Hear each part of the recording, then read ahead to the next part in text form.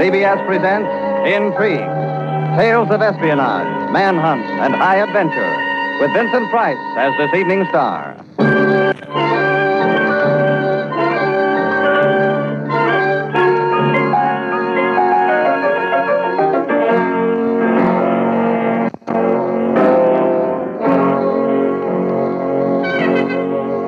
This is the exciting and sinister story of a little group of British undercover agents fighting against desperate counter-espionage, hazarding their lives against the unseen and unknown forces of enemy operatives in the heart of blacked-out London, when the fate of the world hung on the outcome of a game played by a handful of ruthless men and women. Come with us once again on a journey into the shadowy, uneasy, fascinating land of intrigue.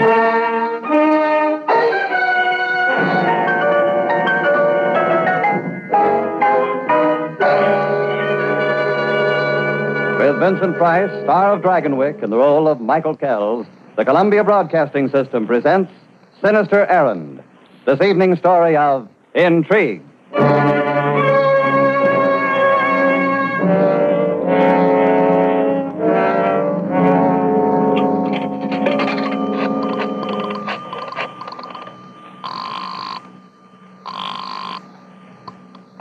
Collison speaking. Jock, it's Michael Kells. I know it. I just got off the boat train. Shall I come round to your office? By no means. Take a cab at the first stand, third in the rank. Tell the driver Mulberry Street. If it's the right man, he won't ask the number. He'll know where to drive you. Now, look here, Jock. You aren't starting me off on another job so soon, are you? You guessed it, lad. And we'll contact you from now on. Don't telephone me again under any circumstances. Wait a moment, Jock. What's up? Who's my contact? Are you there, Jock? Hello? Hello?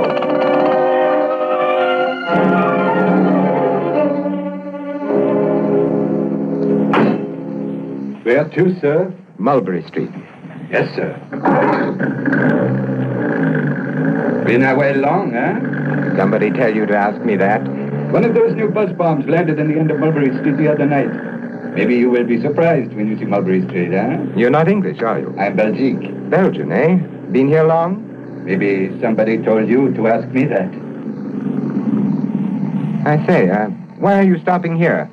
Now, don't try anything, my Belgian friend. Please, put away that gun. Makes me nervous. Speak up. Why did you stop here? Listen. You hear that? That buzzing sound. That's one of the new rocket bombs. Coming this way, too. Well, why no warning? Comes too fast. No time for it. It stopped. What's happened? That is the way they work. The mechanism shuts off just before they land. It's taking it a long time. Maybe it's a dud. Do not be nervous. You will get accustomed. Whew. What a blast. Now, maybe you begin to see what things are like in London.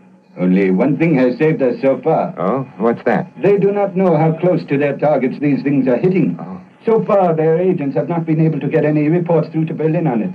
If they ever do, they will be able to aim them accurately, and that will be the end for England. I should think Herr Himmler would be sending some of his very smartest agents over here to accomplish that mission. Apparently, that has already been done. They have set up a special unit outside the regular espionage services. Created an entirely new field of activity, you understand.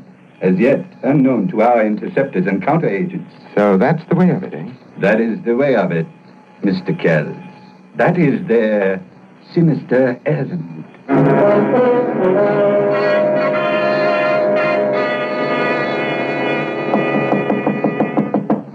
Who is it? The waiter, sir. Your coffee, sir. Oh, thank you. Put it down there anywhere. Yes, sir. Unpack your bag, sir. Later on, if you like. You came in so late and just after the buzz bomb hit. With all the excitement, I'm afraid we've rather neglected you. Know where it hit? If I did, I wouldn't say so. Good for you. I brought you the breakfast menu, sir.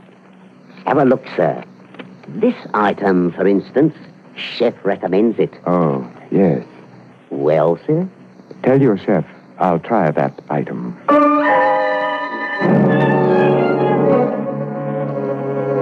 The item was an address, scribbled in pencil on the menu, 23 Canoe Street.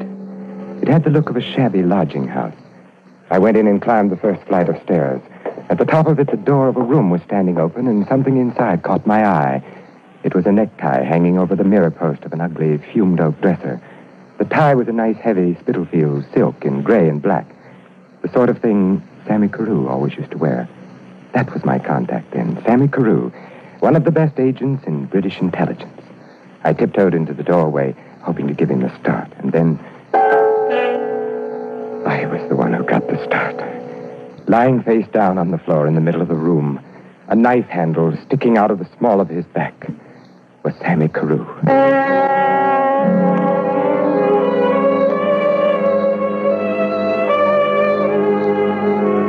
I took a quick look around the room. Sammy's clothes were scattered about in utter confusion, pockets cut, linings ripped out.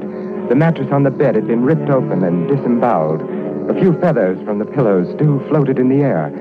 Then I noticed a peculiar thing. A trail of blood led from the bed to the place where Sammy had fallen.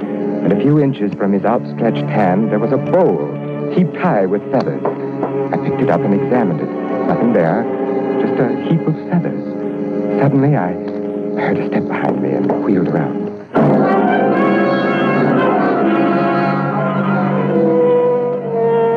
Who are you? What's happened here? Looks as if someone had been murdered. Who are you? Oh, no, it's not Sammy. That was the name I knew him by. Oh, my poor boy, my poor, poor boy. You knew Sammy quite well. I was his aunt. Sammy's aunt was 5 feet 3 inches tall with gray hair. You're about 5 feet 7 with red hair. Bad guess, my boy. I'm 5'4" and my hair is dyed. And people have been known to have more than one aunt. Sammy never mentioned having another aunt. Probably because I've spent so much time on the continent. I'm in the theater, you see. What theater of operations would that be, Auntie? Or would you rather not say? Oh, good heavens, I'm not ashamed of it. I do a turn in music hall. My stage name is Madeleine Leclerc. Which reminds me, I shall have to be getting along to the theater now. In spite of this tragic affair, the show must go on, you know. I'll tag along if you don't mind, Auntie. I'd like to see your act. Oh, but this terrible thing here. Won't the police have to be called? Auntie, I'm no more anxious to answer questions for the police than you are. Sammy's dead. It can't be helped. So on with the show.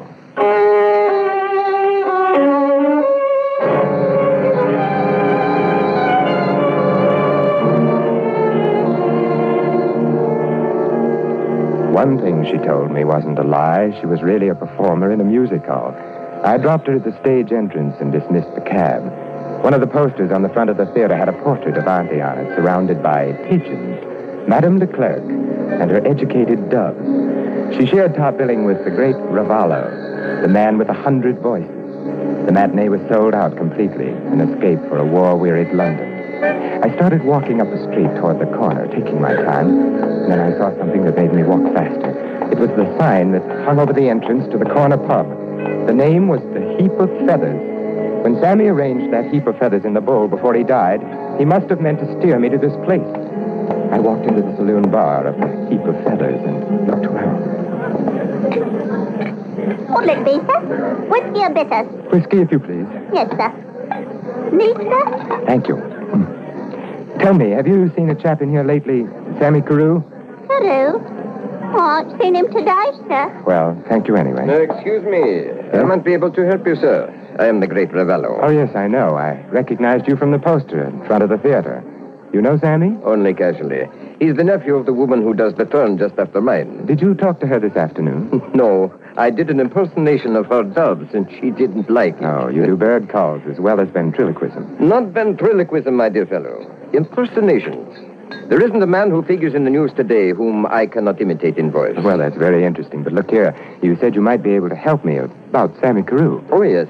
He was in here last evening. He left with Janine. Janine? Who's Janine? Who's your nanny? It's plain to see you don't know this neighborhood very well. Do you know where she lives? There at the street. Number 16.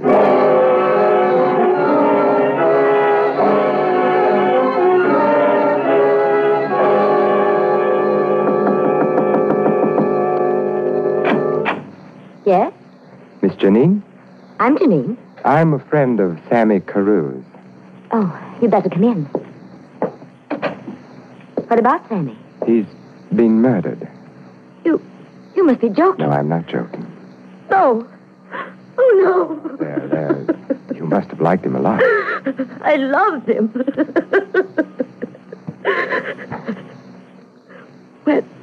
When did it happen? You and he left a pub called the Heap of Feathers, arm in arm, last night. A short time later, someone stabbed him in the back. It might have been you, Janine. Are you from the police? Do I look like a policeman? No. No, you don't.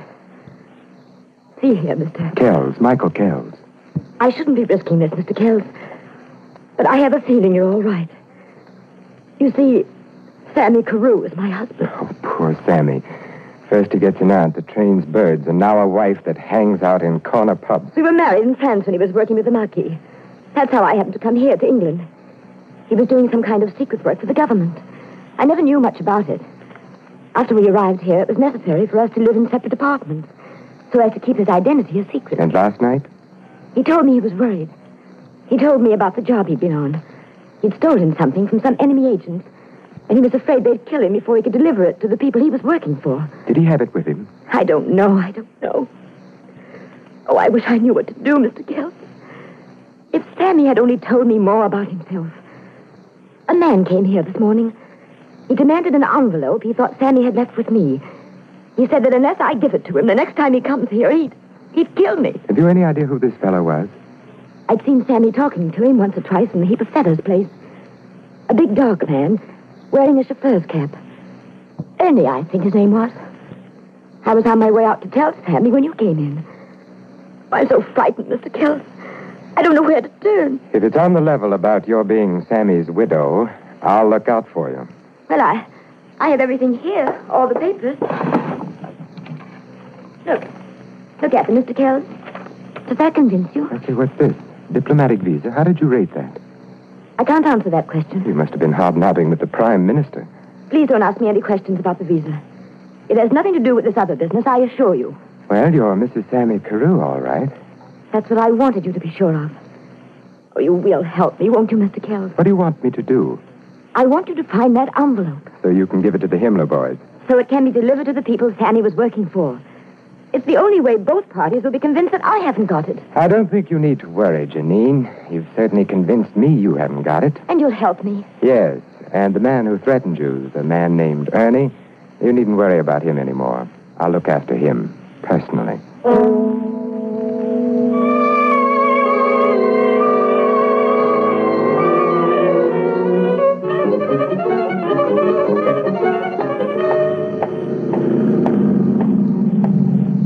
Cap, sir? Oh, it's you again.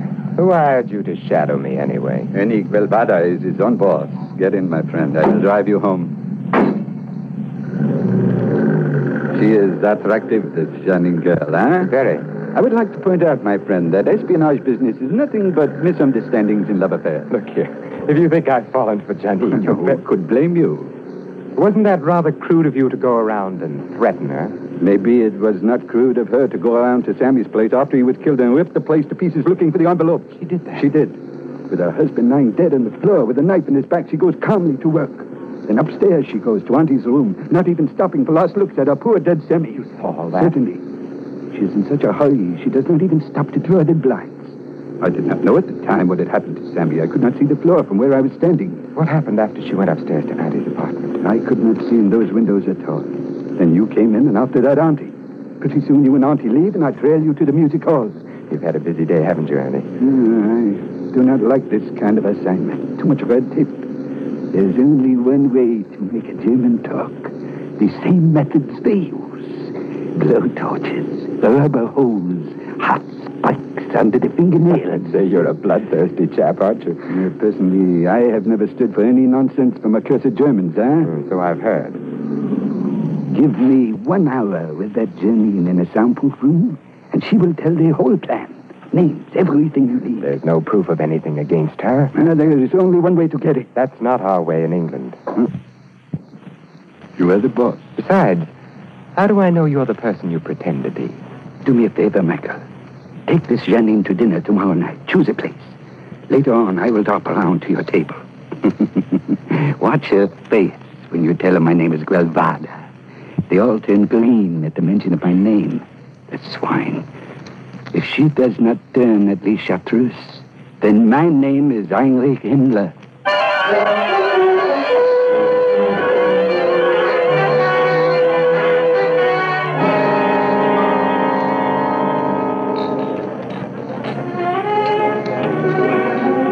Sammy. To Sammy. Rest his brave soul. By the way, Janine, you got that chap with the chauffeur's cap all wrong. He's one of our men. But how could he be? I told you he threatened me. Well, he realizes his mistake now and wants to apologize. I asked him to join us here later on. Are you sure we're talking about the same person? Of course. Ernie Guelvada. Oh, dear. Now look what I've done. I spilled that drink all over my skirt. I'll have to go and... Spilled it? The glass was empty. There's no damage at all. What's the matter, Janine? You're trembling. Well, I just happened to remember a telephone call I must I'll make. have the waiter bring a phone over to our table. Waiter? Yes, sir? Bring a telephone. Mademoiselle wants to make a call. Yes, sir. Right away, sir. Michael, old friend, I trust I am not late. Just on time. You two have met, haven't you? Miss Janine, Ernie Guelvada. Miss Janine, I must apologize for my behavior of the other morning. Had I known that you were the widow of Carew... Michael, the smoke in here is giving me such a headache. Please take me home. By the way, Michael, you remember the story I was telling you about that beautiful spy in a certain city? What spy? What city? You know, in Lisbon, Marandal. Marandal. You knew her, mademoiselle? A wonderful woman, a Nazi, but beautiful. It pained me to have to torture her, but she was reluctant to give me the information I needed. And I did not have time to make love to her, so... Michael, will you please take me home? I'm sure Mr. Guelvada will excuse me. I will take you in my cab. It is just outside. No, don't touch me. I was only trying to assist you into your coat, mademoiselle. You're behaving very strangely, Janine. I'm sorry. It's this headache. Please take me out of here. Dear me, Miss Janine, you look quite pale. A nervous condition, I'm positive. Michael, send him away. I refuse to go in his cab. You're being hysterical, Janine. Now stop it. I know what you're up to, both of you. You're going to take me away and torture me. Why should I torture you, Miss Janine? I have definitely decided that you do not have the envelope, and so has Michael. Come along, Janine. Get into the cab and stop this nonsense. No, I won't. I won't help. Please. What's the trouble, miss? These two men are molesting me. They tried to force me into that cab. She is intoxicated. She does not know what she is saying. Huh? It doesn't look intoxicated to me. Now run along, you two, and leave the lady be. Thank you, officer. You've saved my life.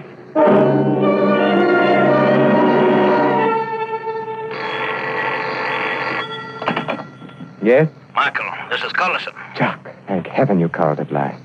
Just about everything's gone wrong this past 24 hours. I know. You got me in a deal of trouble, too. How's that? One moment, please.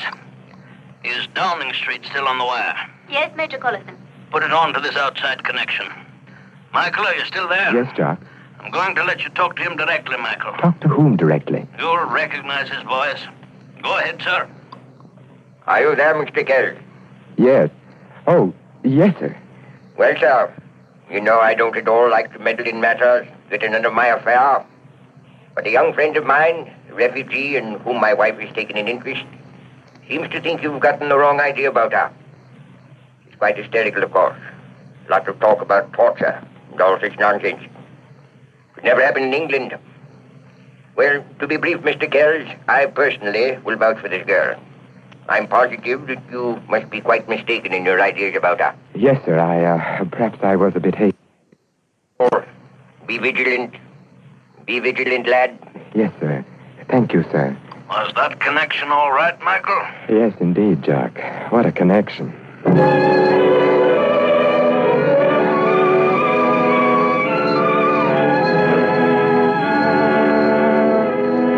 The next morning, while I was having coffee, Ernie Guelvada brought up a letter from Collison. It was a detailed breakdown of my assignment. I was to find the envelope Sammy Carew had been killed for. It contained microfilm reductions of the Himmler unit's collated reports on the buzz bombs, which would enable the enemy to perfect the aim of the new weapon. My sole job was to find out where Sammy Carew had hidden it. Examine the facts, Michael. Once Sammy got the envelope, what is the first thing he would have done? Drop it in the mail, naturally, and mail it to headquarters. But he did not. Why? Well, he must have wanted to check on the contents. So he takes it up to his apartment, but he never leaves there alive. The killers did not find it on him, so what has happened to It it? must be somewhere in that house. If I was Sammy in that spot, do you know where I would hide it? Now, where? In Auntie's apartment. You're crazy. Where is the last place you would think of looking for something you knew had been stolen from you? Well, it's a possibility. Anyway, worth a try. And don't look for secret panels, my friend. Look the most obvious place.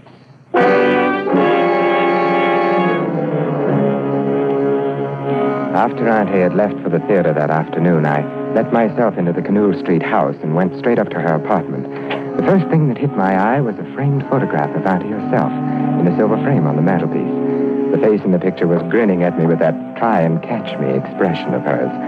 I picked it up to turn it to the wall. The hasp on the back of it fell out, and the glass and backing of the frame dropped on the floor. I bent to pick up the pieces, and then I saw it. It was the envelope Sammy was killed for.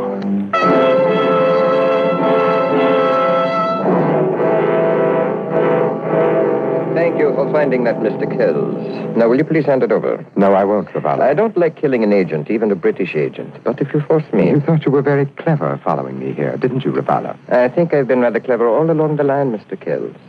When I telephoned you and impersonated your Chief Collison and his Chief Churchill, I kept you off one of my best agents for 3 valuable days. Dear Janine. The envelope, Mr. Kells. I'm getting impatient. This gun might go off in spite of myself. You're very amusing, Ravala. Very amusing indeed. Well, I wanted you to follow me here. I left a trail deliberately. And Ernie Guevara followed you every step of the way. He's standing behind you now, and he's got a gun, too. My dear Kells, did you really think I would fall for that old trick? I must be slipping. Everybody used to be frightened of me. Guevara! Yes, it is I, Ravallo. I will take the gun now. Guevara, listen. I was only doing my job. I know nothing. See, Michael, how green they turn at the sight of me? You wouldn't dare to torture me. They would never permit such methods here in England. I just looked over the cellar under this theater. Very well constructed. Absolutely soundproof. What do you want me to do? Tell him what to do, Mike. Yes, tell me what to do. Pick up that telephone, Ravala. Do what Mr. Kells tells you to do. Now, then, Ravala, here's your chance to give a real performance. You're so good at imitating voices. Let's hear you give an impersonation of your chief. You're going to phone every member of your special unit, and in his voice, you're going to call them together for a special emergency conference. Where? Where shall I tell him to come? Here, at midnight.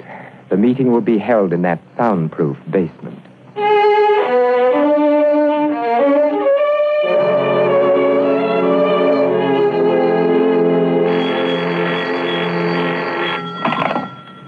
Hello? Is that Mr. Hoffman? Speaking. There was quite a large fire in your neighborhood last night. 3 and 7, Operation Zero. It's safe to talk. Listen closely. There will be a meeting of the entire unit at midnight tonight. The 7 Arts Theater in Rodney Place. You will come to the stage entrance and proceed directly to the...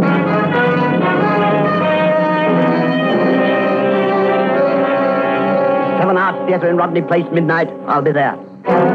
Midnight, Rodney Place. I will inform my husband.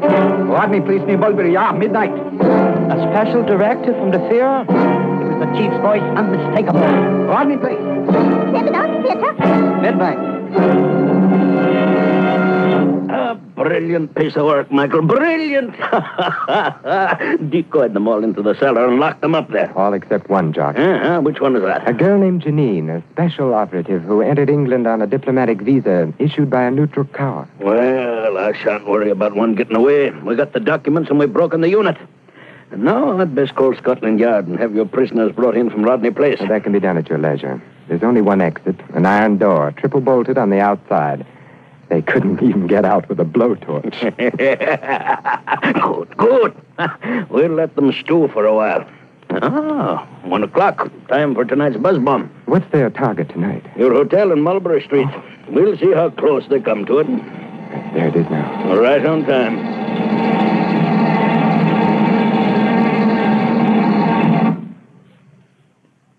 Now, we shall see whether we've done for them.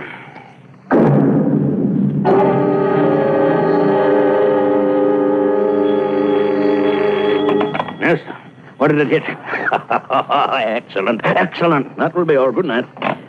Well, Michael, it's safe for you to go home now. It fell quite a way short of its target. Mind if I ask where it did hit? Oh, Rodney Place. Just an old theater called the 7 Arts.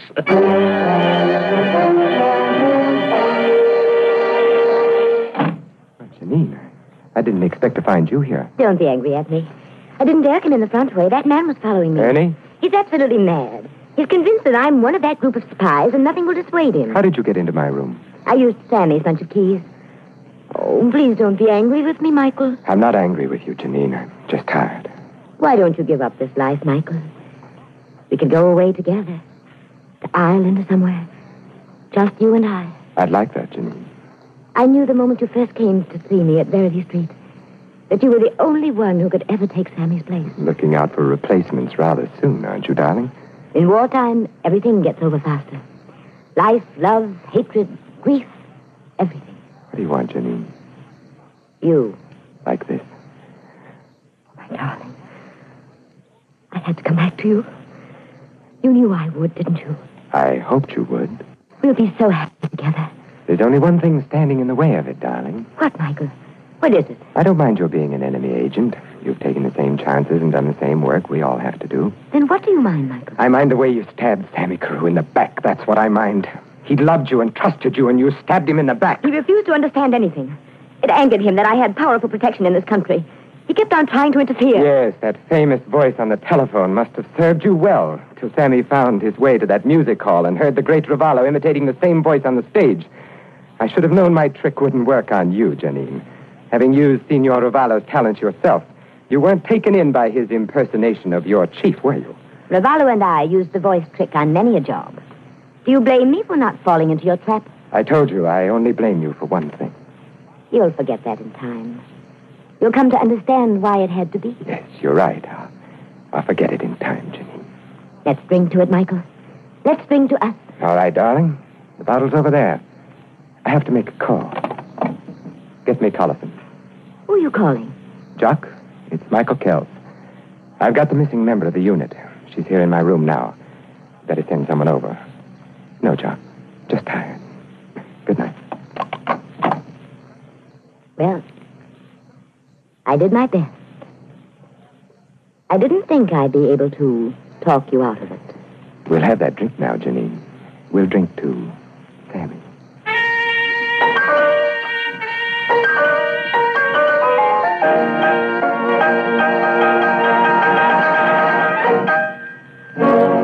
With Vincent Price's star, CBS has brought you Sinister Errand, third in a new series, Intrigue. Now here is Mr. Price. Thank you. I've enjoyed being with you this evening on Intrigue. Our producer, Charles Vanda, tells me that there won't be any show next week because of the VJ Day anniversary. But I shall certainly be listening 2 weeks from tonight when Joseph Schildkraut returns to bring you that most famous of all stories of intrigue, the great impersonation, the masterpiece of that undisputed master of the sinister, E. Phillips Oppenheim. Good night. Vincent Price appeared on Intrigue tonight by permission of 20th Century Fox, producers of Anna and the King of Siam. Robert Tallman adapted the story. Music was composed by Gail Kubik and Lucian Merrivac and conducted by Lud Gluskin. James Matthews speaking. This is CBS, the Columbia Broadcasting System.